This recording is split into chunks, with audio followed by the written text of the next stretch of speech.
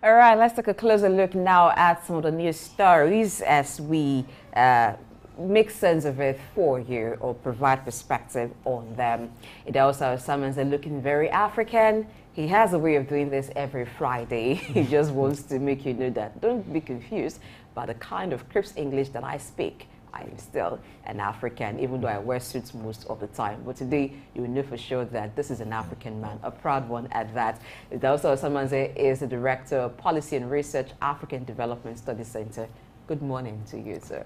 Blessing, good morning. A very good morning to you. Yeah, good morning. A blessed last quarter of the year. Your cap speaks volumes. Oh my God. I feel like you should be on the runway. All right, let's begin from aviation, where the government, federal government, has ordered all international airlines to leave the Murtala Mohammed International Airport in Lagos from October 1, which is just a month away, for a total overhaul of the airport. Now, this was announced by the Minister of Aviation and Aerospace Development, Festus Keyamo. Now, he ordered that the government will provide alternative airports for the airlines to use during the maintenance period. Now, this move is going to take quite some time to overhaul the airport, but they'll be moved over to an alternative airport. Where that is, I actually don't know. Maybe it's going to be Abuja Airport. No, but if it's going to be Lagos Airport. Okay. Maybe the local wing? Not local wing, it's international wing. Actually, at the international airport, you have two wings. There's one that's just been built by China, so most of the international airlines had not used it except a lot of African airlines. So a lot of people still prefer the older airports. So there are two wings actually. And I think what the minister was alluding to was the fact that they need to actually clean up that space. Don't forget the last week we spoke about it when Kabir came and then of course tried to see how to clean up the environment. The whole place has actually been a mess and there's a whole real need to clean it up. Like we always say, the international airport is a gateway to Nigeria and it must be decent enough because what people will see about us is what they see in the airport as they encounter it. Now he had made a promise that the government is going to buy buses that are going to move passengers from where the bigger aircraft can park so that they can drive to the new passengers to the new airports while they complete the renovation of the old wing of the airport. Or they should have just specified that in the information, then moving from one wing to another. No, he said it was very clear. The Murtala Mohammed International Airport. Maybe the way it was captured, captured, yes. It was very clear. The minister spoke to the press and he was very clear about what the government was about to do so that they can clean up the older wing and then move to the new wing that was built by Chinese and then they can use it. Because a lot of the international airlines didn't want to use that wing. And the reason, of course, they have given was that the aircraft, they are bigger aircraft, they will not be able to park in those places. Of course, the distance between where they can park and where passenger will come to arrival or departure is far. So what the minister has said is that to be able to take care of those concerns, government will purchase long buses like it's done everywhere to convey passenger, whether arrival or departure, from the hall down to the tarmac where they will have to board. I think this is very important for us to do at this point. There is a culture of excellence in several parts of the world, and you know, when we talk about excellence, it's not about the big thing that we do; it's about this little thing that we do. Take care of, you know, the look and feel of the airport is very important, and look at the extent of inconvenience that this kind of overhaul can have, and you prepare ways to, you know, ameliorate the situation while it is being done. It is good, and it will take several months, really, like we said. So let me give you just one. You know, the other day we were talking, and Kabir said when he resumed that there was even a car park in that airport. That since the day of Abacha, the car park had never been used, and the place was stench. And they had to clear it so that, of course, you can have enough space for cars to park, where workers can park, people can have decency. The place, the look and feel of the place can actually be good. You can imagine that that place had been locked up for over 25 years, not used. And people just said there was security risk. What the risk was, not defined. So I think the whole idea and what the new FAN MD is trying to do is to give that airport a beautiful look. The busiest in Nigeria, and of course, it's an airport that, of course, when people see it, and of course, they can also appreciate us as a true giant of Africa. All right, let's move on to matters concerning security. As the IGP, Inspector General of Police, has said that the Nigerian police force needs an additional 190,000 personnel to effectively man the country, because there's currently a police-citizen ratio of 1 to 650. Now, I don't know if very recently the police will be calling for more recruits to be trained to fill in this gap, but coming up to say that they need an additional 190,000 personnel, I think, is the police knowing what they need and actually stating their need for government to take it up. Yes. Globally, the ratio is around 1 to 450. I mean, one policeman to about 450 citizens. Now we have 1 to 650, which overburdens the capacity and the tools of the police.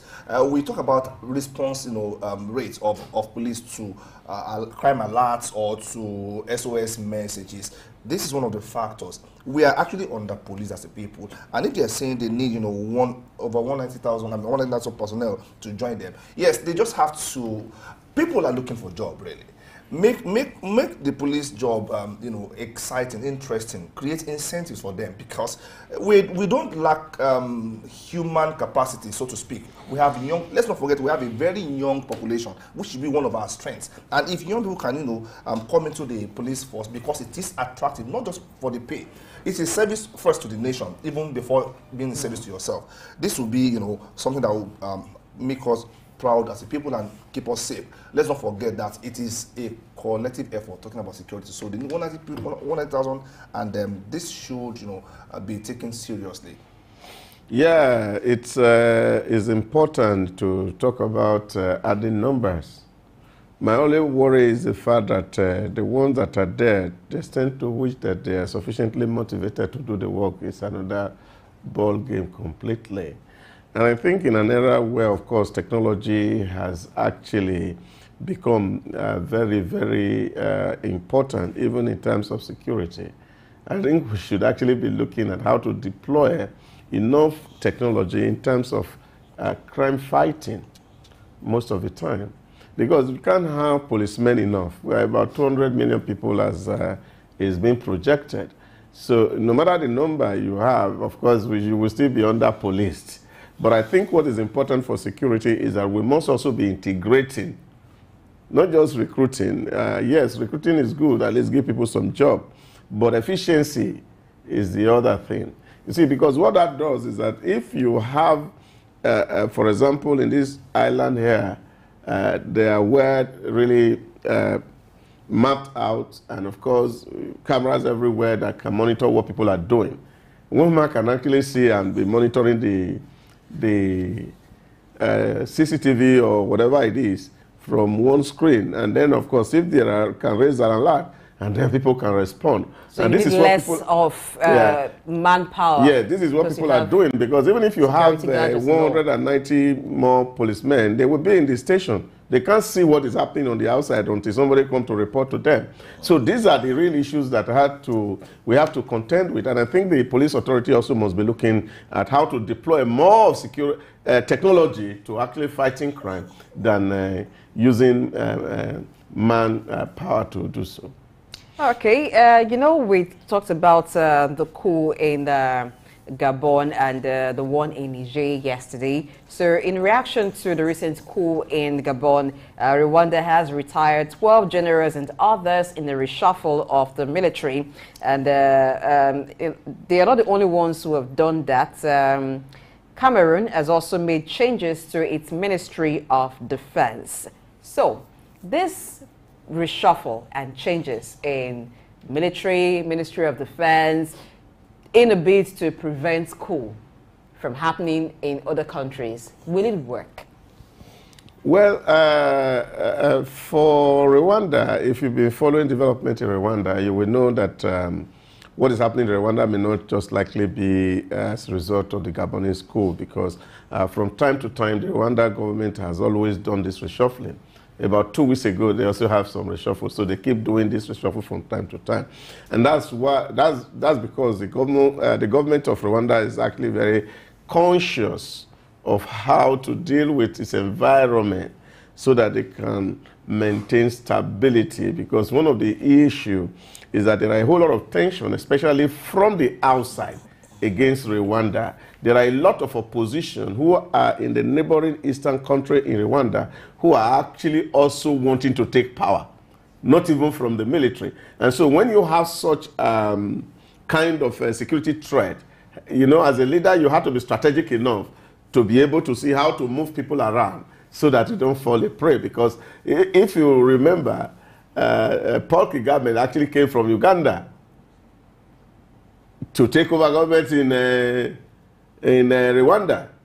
So you will look at it that these people understand where they are coming from and they are working that.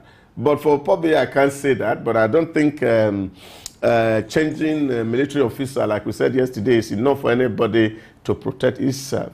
And I think what we should do is to do things right. What are the reasons for this school? We know people are hungry. The economy in Africa is in bad shape. There are no good facility on ground. And so when there's so much agitation, even the people from the margins can rise against the government. And I think this is what the African leaders must understand, and this is what they must begin to put into practice to see how to provide good life for citizens. And even when we know we don't have so much resources to do so, let the people be able to see that, yes, you are making an attempt, that while you are asking them to tighten belt, that you on your own side is also tightening belt. So we must cut down on the cost of governance. We must be transparent to the people. We must be accountable to the people that elect us. And this is the only way to build trust in the system, that of course all this kind of insurgency, all this kind of mutinies and coup will not be happening around us. So when I read this story yesterday, the first question I asked was, is this reshuffle fear-driven or intelligence-driven, or strategy-driven? But you've just given us a background to that now, that with Rwanda, it is more of an intentional reshuffle as against response to the uproar in Gabon, or the coup in Gabon. Like you said, the underlying factors are what we should look at. In Africa, they say if you see an ailing tree and you choose to cut the leaves off, you have not done the job. Look at the root cause, because the issue might be with the roots. So if you take care of the issue from the root, then you won't have ailing leaves or ailing tree, essentially. So for African leaders, Idahosa has spoken. We just have to take heed and ensure that we do the normal, so that we can have the people who believe in our government. Because if the people believe in you, chances are they will not cause any destabilization of the system. They want the status quo to continue. People only respond when the status quo does not favor the generality of the masses, and it just favors a select few, which is what we have in most parts of Africa today. Yeah, and I think that African leaders should not be reactive. They should be proactive, because response like this, so something has happened, we don't feel safe in our seats, something like that, and in trying to react to it, there's a reshuffle, and maybe plans will now be on to appease the people with one or two developments to calm them down. But rather than being reactive, proactive steps, ensuring that the dividends of good governance, the people get them, and then we'll not be in a situation like this, or even you actually get to Rwanda and you see that people are actually carrying placards. Yes, they want their president to stay. That's and this has always been the issue. They don't want him to go because he's in touch with the people. Every Saturday, first Saturday of the month, Paul Kagame take sanitation with the entire citizens. And after cleaning, they sit down in the city square to have conversation and interaction direct with the president. On the last Sunday of every month, he takes an exercise, a jog, in the city center with the people. It doesn't matter. You don't need to be cabinet member. Everybody is involved. And when they finish jogging, they come to the city square, they ask him questions, he responds. Now, such a president who is free with his people, it will be very difficult for people to say, oh, we want this guy to go, because they know where they are coming from, and the man is doing everything humanly possible to make sure that the life is good for the average Rwandans. This is what we see every day, and that's why you see today that is the bride of almost all tourists as we speak now. All African countries, over 30 foreign airlines land in Rwanda airport on a daily basis. That's something to copy from. Okay, now let's talk about the beauty sector. Yes, the men are laughing like they have no business with this. But no, data from Statista has shown that the African beauty and personal care market is worth $57.12 billion in 2023. Out of that, Nigeria has the largest share of $7.8 billion, followed by Egypt, South Africa, Ethiopia, and Tanzania. Now, the Nigerian market is expected to grow at an annual rate of 14.43% in the next 5 years, meaning that the share Nigeria currently has of $7.8 billion will increase by 14.43% over the next 5 years. So the most popular categories of this beauty market are lip cosmetics. Do the men have business with this? I'm going to ask Ayo. Okay. Facial cosmetics, nail care, hair care, fragrance, and shave-related products. Okay, they have business with that. Okay. To answer you directly, do men have a business to do with it? Yes, we do, really. Okay. Some of us directly, some of us by extension. Okay. I am not so big on, the beauty side of the divide. I do powder anyway, but then I have a wife who and I have a daughter as well, and they are big into beauty. But apart from that, this story for me underscores one area that most people may not be looking at. When you hear a headline like we have a business that is worth $7.12 billion in 2023. Now, beyond just wondering about the figures, decide how can you plug into this market. This is meant to be an indication of where to channel your energy. See, people say if you can solve a particular problem for people, you make money. Beauty is big because everybody wants to look good. I am yet to meet someone who does not want to look good. Every day in the morning, when you look at the mirror, most of the people don't like what they see, and they want to enhance it, really.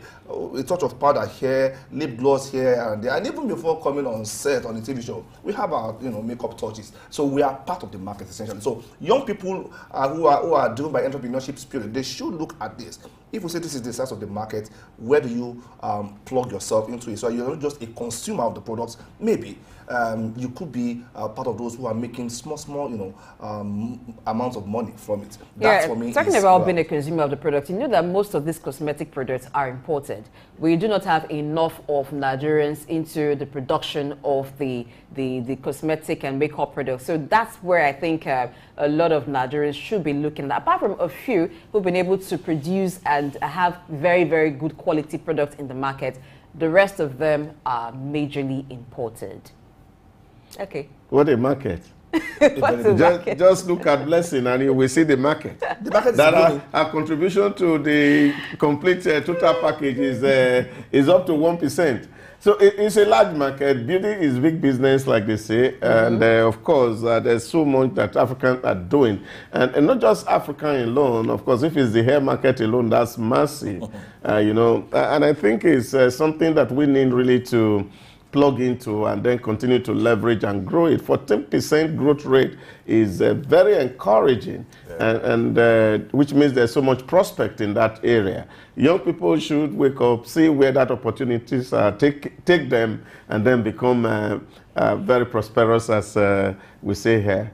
Okay, as we wrap up the news analysis, let's look at towns that have secured spot as best cities based on different criteria. Cape Town in South Africa has secured the top spot as Africa's best city brand, with Cairo, Egypt, and Johannesburg in South Africa following suit. So automatically, South Africa has 2 cities that made it to that list. Now, this was based on a global survey of nearly 15,000 participants across 20 countries in April of this year. Now, boasting a score of 62.9 out of 100, Cape Town's strong brand perception is attributed to its high recognition within the continent, underpinned by its natural beauty, cultural diversity, and promising economic prospects. They were not the only ones, or Cape Town is not the only city that has been has a strong brand perception. London has globally emerged as the premier city brand,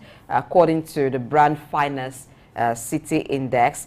Now, this was based on London's extensive global familiarity and positive reputation. Now, my question is, when will other countries of Africa get on this list? Now, for Cape Town, now they got this recognition based on the natural beauty of the place, cultural diversity, and promising economic prospects. These three areas made it look quite attractive and made it win the best city in Africa.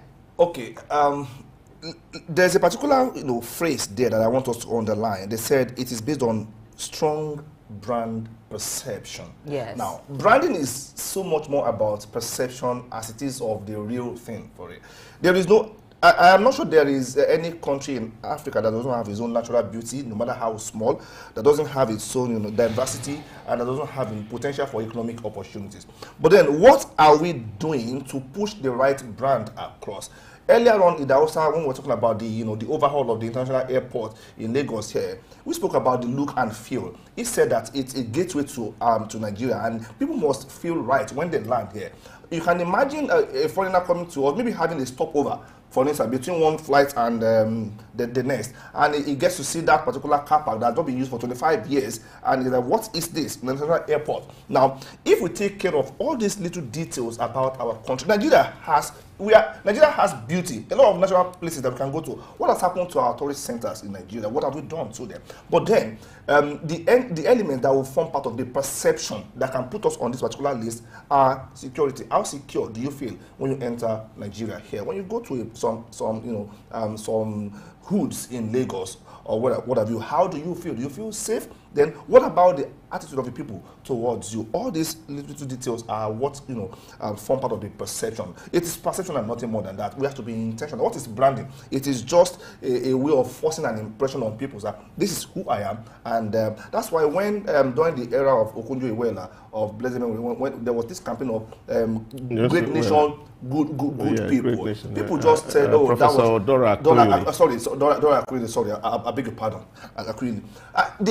The messaging looks very simple, but if we had followed this up with action, really, we should be talking about something positive now in Nigeria, because it's what we say we are, and the things we do to push that agenda, and people will use to put us here on this list or on better lists. I think it's more of a consistency issue, because at one point or time we seem to wake up to that and wanting to make our cities look better and wanting to improve on several sectors. But consistently we've not been seeing that. It's not just a perception alone.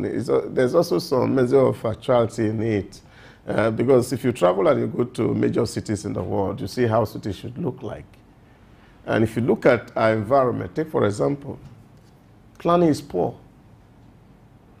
And this is why when people are talking about Abuja cleanup, and there's a whole lot of politicization around it, Wike want to destroy houses. The city was designed originally to have a look, it's a kind of a look that was befitting.